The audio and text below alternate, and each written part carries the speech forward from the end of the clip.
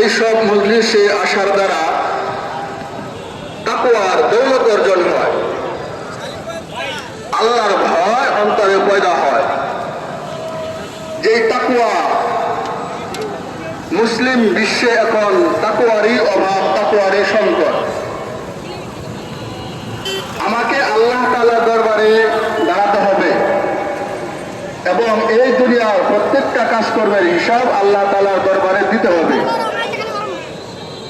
আমার প্রত্যেকটা সেকেন্ডের হিসাব আল্লাহ তাআলা আমার কাছ থেকে নেবেন। আমি 24টা ঘন্টাই আল্লাহ তাআলার তত্ত্বাবধানে রয়েছি। এই যে একটা ভয় পরকালের প্রতি, আল্লাহর প্রতি, এই ভয়কে বলা হয় তাকওয়া।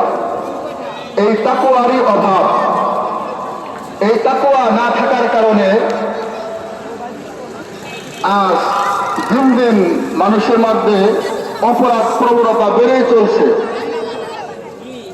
দিন দিন অপরাধীরা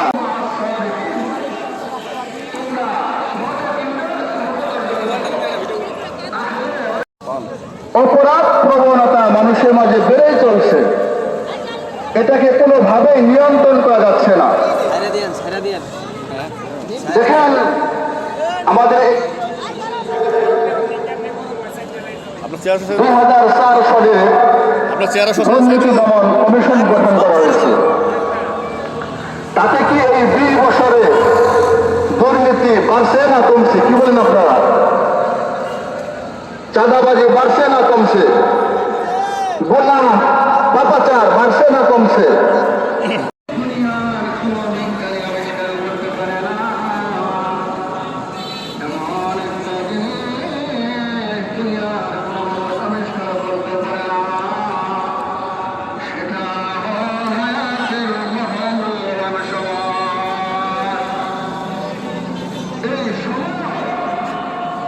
এটাকে কেউ আবিষ্কার করতে পারে না।